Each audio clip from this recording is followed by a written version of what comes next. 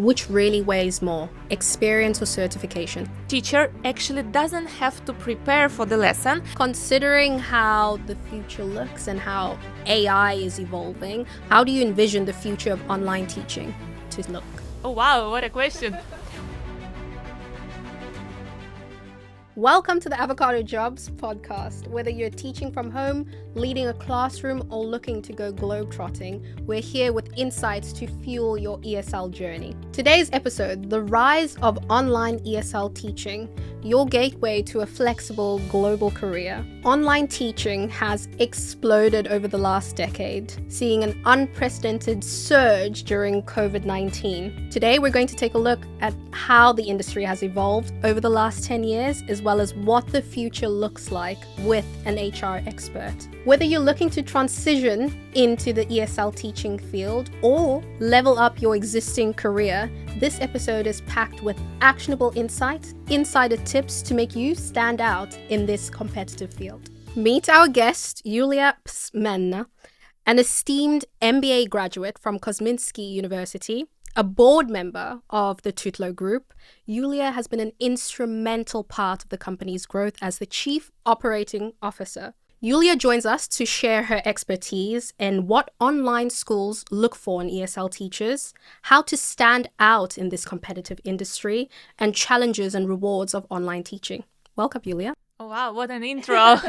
Thank you so much. I'm very happy to be here. Tell our audience a little bit more about yourself and your experience in this field. Well, I have around 10 years of experience in HR industry and especially connected to English language teaching. So I've been working in Tutlo since the beginning of my career, when actually this was just an idea, not a real company. And right now we hire more than 3,000 tutors all around the world and having about 80,000 clients. Wow. In your time in the industry, how many CVs would you say that you have seen? Oh wow, what a question. Well, I've never counted, but I guess definitely more than 10,000. Lots and lots of CVs. What are some interesting things that you've seen on CVs that surprised you?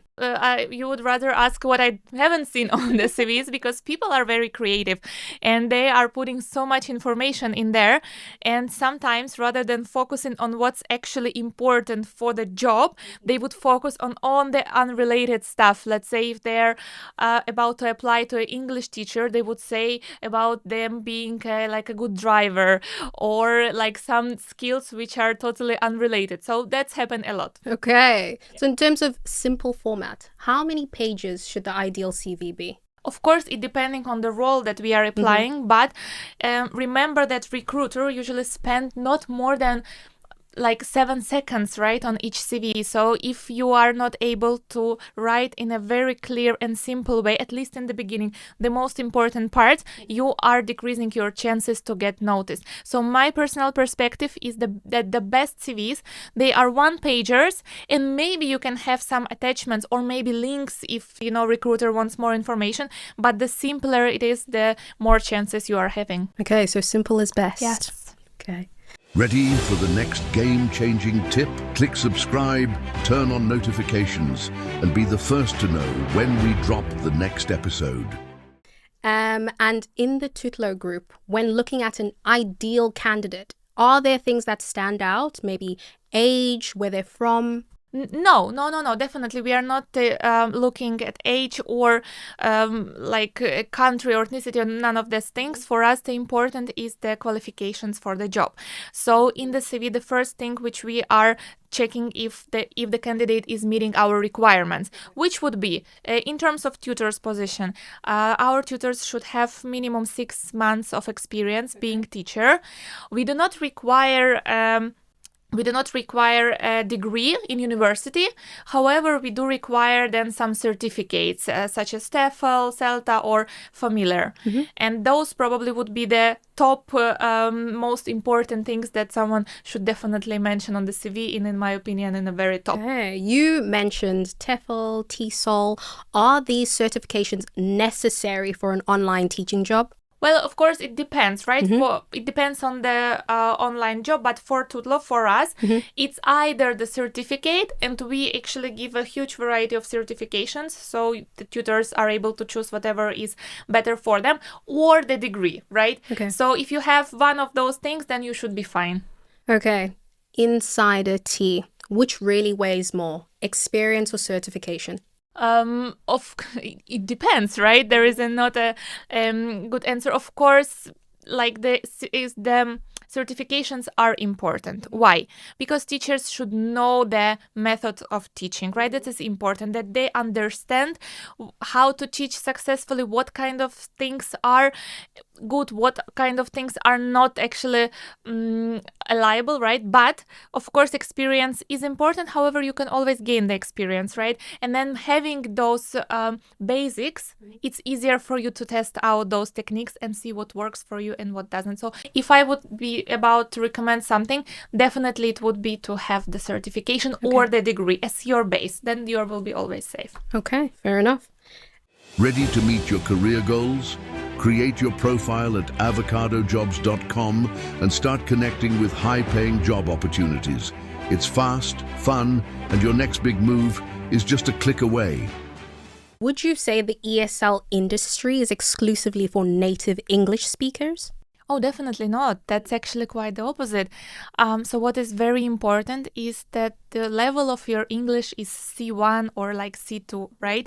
But then whether you are a native speaker or we call them English expert, it doesn't actually matter. What is very important, that sometimes our students even would, especially in the beginning stage, prefer an English expert, because usually English expert, they know what kind of process is there to learn English, because they've been there. They've also somehow had to learn the language.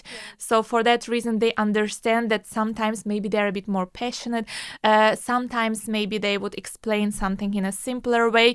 And also from what I've heard from my clients, in most of the cases, they also have a rather natural accent. So sometimes if you are a native speaker, you have your accent and it is very hard to overcome it. Yeah. And for beginners, it's hard to understand. Even though, of course, when you are in more advanced level, then definitely. But for beginners, the more natural the accent is, the easier it is for them. Yeah, I would 100% agree. I think even being someone who's spoken English my whole life, when it comes to my grammar expertise, if I hadn't studied it in depth, I could not explain a simple grammar rule. And I think students encounter the same thing when they are with, as you call it, a language expert versus someone who is a native speaker. Explaining grammar rules versus using the language casually in conversation are two different things. So I would assume your students are looking for something different. Exactly, yes, the grammar, and also they are looking for someone who actually had the similar experience, because then it sounds for them, okay, then if my teacher was able to do that, right, that probably I would be able as well. So it works for beginners like in a good way. Okay, so considering your students, I would take that you're looking for teachers with different backgrounds, whether they are travelers or expert teachers, you would welcome all. In terms of technology, we have people on one end of the spectrum who are tech savvy, they know how to use all of the gadgets, they have the best microphones, but you have people starting out in this field who don't necessarily have a functional camera or know how to use their camera on their laptops. What technology is necessary for someone to start off their ESL career? I feel like also it's kind of a stereotype that if you want to be an ESL online teacher, you have to be a tech savvy. In practice, it doesn't look that way. I have lots of tutors who are not very, very proficient in technologies. They're usually older tutors who are actually on their already not working anymore on the and for them this job is very nice and easy. So what we are doing as a company is making sure that we provide all the necessary information for our tutors so that they would feel comfortable. So what do you need to start as an ESL teacher at Tutlo, it's actually very simple. You need to have a computer with the camera. Of course, it can be internal camera or external, that doesn't matter. You have to have a good internet connection so that the audio and the video would be crystal clear.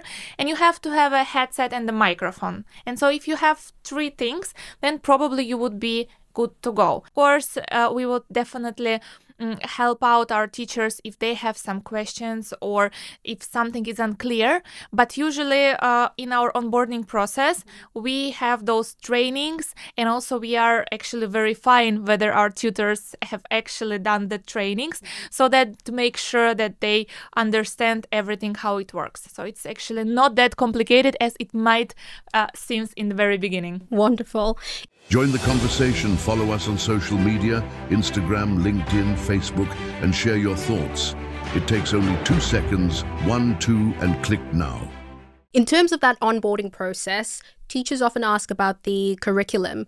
Are they provided with lesson plans? Do they have to create their own lesson plans? What does it look like at Tutlo? So at Tutlo, we actually provide all the materials by ourselves. We have more than 50 courses available and lots of lessons. And it looks in a way that our teachers would have every time different students, because our students can choose teachers on demand. So whoever is available at that moment, they would call. And then the teacher will see all the progress of the student. So the teacher will be able to see what kind of course our student is actually doing right now, what kind of lesson was done before. So the teacher will know what lesson is scheduled for today specifically. And then teacher is able to open the lesson, and there would be something like teacher hints.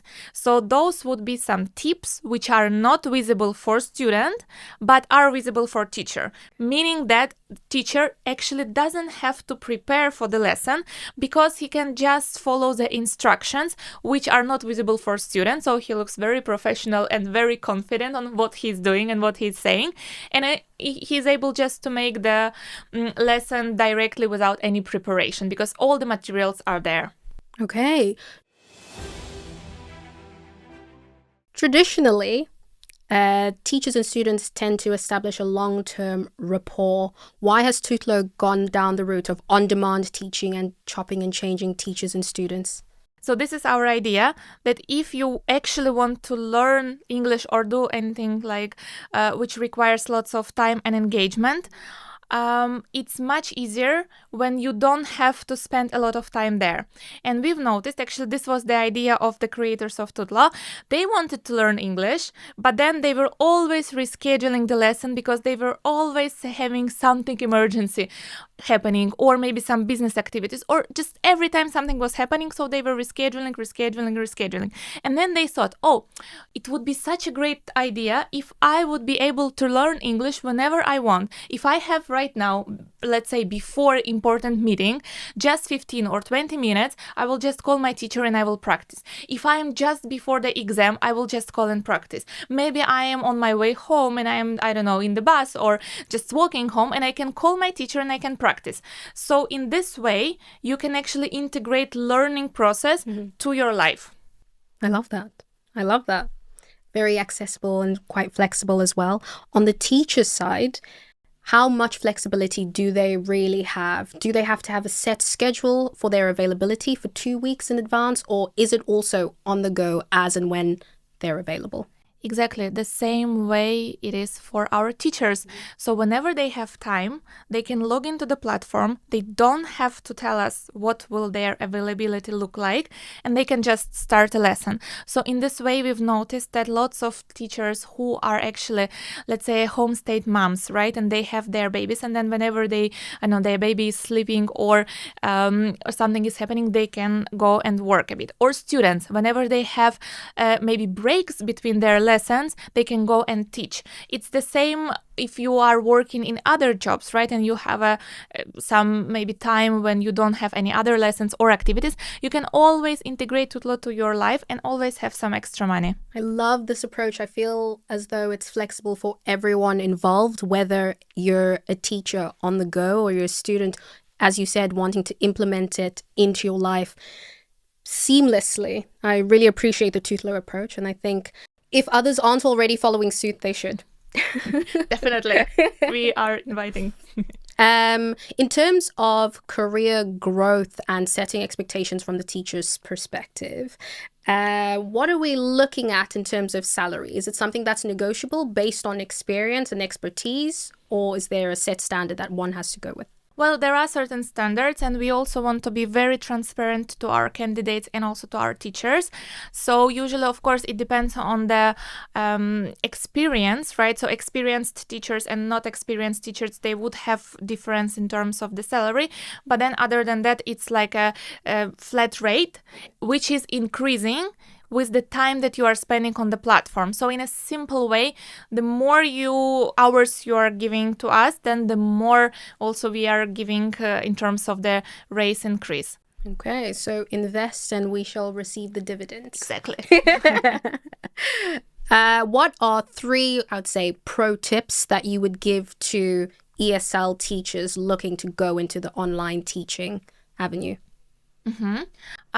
So first of all, of course, you should decide whether it's something you really love doing, because being a teacher is not an easy job at all, and it requires lots of energy, and also sometimes you need to be calm, you need to be understanding, you need to be warm. So it's actually a very challenging job. And first, my advice probably I would give is to understand whether it's something for you and you really love talking to people, because people are like here the most important. Your student, it's like the center of your attention, so you should be ready for that. And then if you are sure that this is something you want to do, then the first thing is just, in my opinion, try to have some certifications, or maybe just something which would make sure that you are ready for the job, that you know how to teach, that you are, even if you are having your first lesson, you are not stressful because you understand the basics of teaching and you know how to explain certain stuff. And then if you are having all of that, the decision, then the base, I would say work on your personal profile. So make your CV in a simple, clear way. Make sure that you have a photo in there, that you have all the descriptions, so that we can get to know you before we actually talk to you. And then if you have your CV ready and you are actually applying to jobs, then also when you have your meeting, just make sure that you have your work environment ready. Meaning, you have a very nice background. It doesn't have to be anything fancy, just the white wall sometimes will do the job. But just to make sure that you don't show your house, I don't know, your maybe mess that you have all around. Just look professional, just try to be simple and professional. And of course, the minimum, right? The computer, headset, and quiet environment. And the last thing, but I think definitely not least, being a teacher, you have to be a warm person, right? So it's very important, because imagine students, they are very stressful most of the times, that they have this barrier. And then as a teacher, what you can do, you can support them by smiling, by not showing them that they are doing lots of mistakes in a very strict way. So the empathy, I would say, is a very important quality for teachers. Considering how the future looks and how AI is evolving, how do you envision the future of online teaching to look? Well, we have to be honest here that AI will be, and actually it is part of our life right now already. And it will be a bigger and bigger part of our lives for sure. But I have this strong feeling that in the nearest future, it would not mean for us that we would actually be AI oriented only and would not want to have lessons with teachers. In my perspective, and this is actually what the methodology of Tutlo says, we have this method, True Life English 360, which means that you are only able to really learn English and to have it in a practical way if you practice it as if you were in real life. So if you want later on to talk to real people and handle all the situations, just talking with AI would not be enough. So in my perspective, what will happen? Definitely we will include AI as part of our learning curve. However, it would not be the fundamental part. And teachers would be still wanted for sure, but they AI would be just, in my opinion, more premium, let's say, premium feature for students to have a conversation with the real person, even though AI would be there. So I believe in the nearest future it would be an integration of those two things. Wonderful. So there's nothing to fear with AI? Yes, I feel like, of course, the best thing is to integrate AI also in your life, right? So we shouldn't just pretend that it doesn't exist, because it does exist. And probably the best teachers would be those who would actually somehow recommend students also to practice, maybe to do their homeworks with AI. Maybe AI would be our assistants, right? So teachers will do the most part, let's say, in terms of communication and having this barrier broken, but then AI would do the rest, let's say the grammar and all the a bit more boring stuff, Not right? so fun things. Yes, exactly. And considering that English now is the lingua franca of the world and people more often than not do have English as their second or third language, do you think there is a future for the English teaching industry? Yes, of course, we are not talking about a very far future, but in like foreseeable future, yes. In my opinion, yes. And also, even though there are more and more technologies also available which are helping us to translate directly things, I feel like people would still want to learn languages, and would be something maybe more to train your brain or to be well educated, something like that. It would be maybe more of a hobby than necessity, but definitely this would be there, in my opinion. So there's still a future for my job. It's good to know. In my opinion. Okay, Yulia, some quick fire round questions. Hope you're ready. Simple and short, to the point. Certifications or experience, which matters more? Both. However, what we can actually do very easily is certification, because all of us can do that, and having that, we are having more confidence. Native speaker or non-native speaker, does it really matter? No. However, I would say that no, wait. No, it doesn't matter, but it doesn't matter. It all depends on the preferences of our students, and in our method, again, we believe that you should practice with both, right? Because in real life, you would have both native speakers, non-native speakers, and you should be able to understand all of them. So for our students, we recommend to have lessons with both. I mean, personally, I agree, even though I'm a native speaker. There are more non-native speakers of English in the world, so you're more likely to encounter someone that's acquired it later. Right. So it actually makes more sense as a non-native speaker.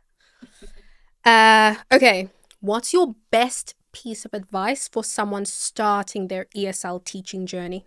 Well, I would say that it's not an easy journey, and you should understand that before you actually start.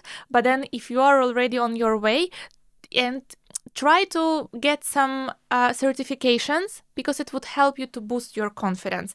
And then after you have that, what I would advise, just to work with people, right? To have your own success stories, because nothing can be more rewarding than seeing your students having progress, right? We are not talking about this part of the job often enough, but I feel like for teachers, it's a very, very, very nice feeling when you are seeing that your student just accomplished a new step, that he or she passed an exam, that because of English, because of actually working with you, he was able to get closer to achieving his or her dreams, right? So our job as teachers is not only teaching English, but also I believe that we are helping people to achieve their dreams. I love that. That is 1000% the most rewarding part of the job, and I agree. Don't forget about that. That it is there are obstacles, there are challenges, but there are also those rewards. And your job is a job which is changing life of people, right?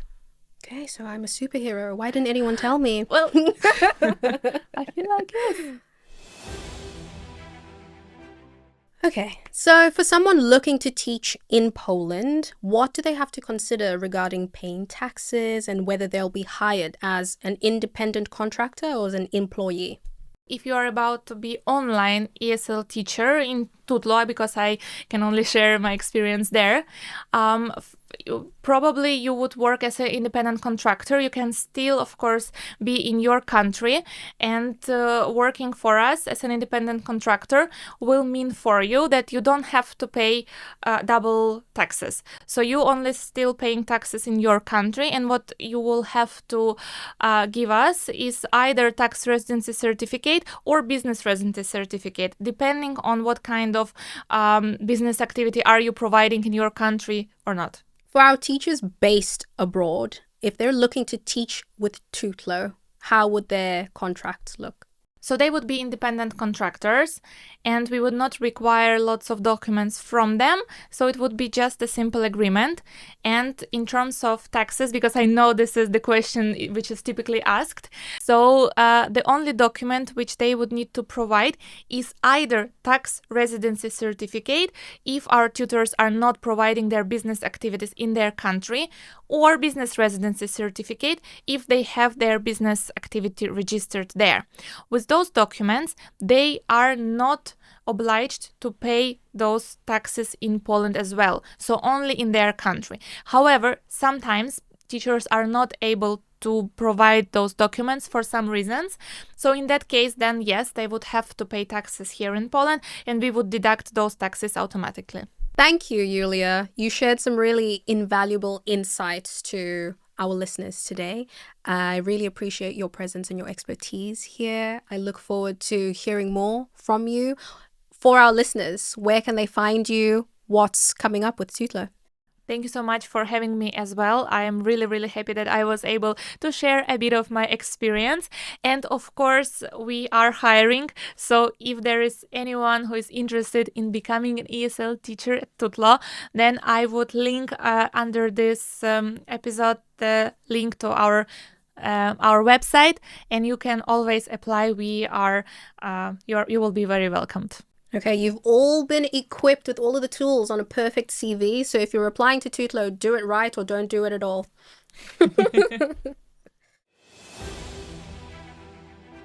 Don't miss out on our next episode. Now that you know how to market yourself, follow up with our certification experts, choosing which certification is right for you. TEFL, TESOL, CELTA, and more. Thanks for hanging out with us today. If you enjoyed what you heard, or you know someone who would enjoy listening, share this with them. And if you want more, follow us, YouTube, Instagram, LinkedIn.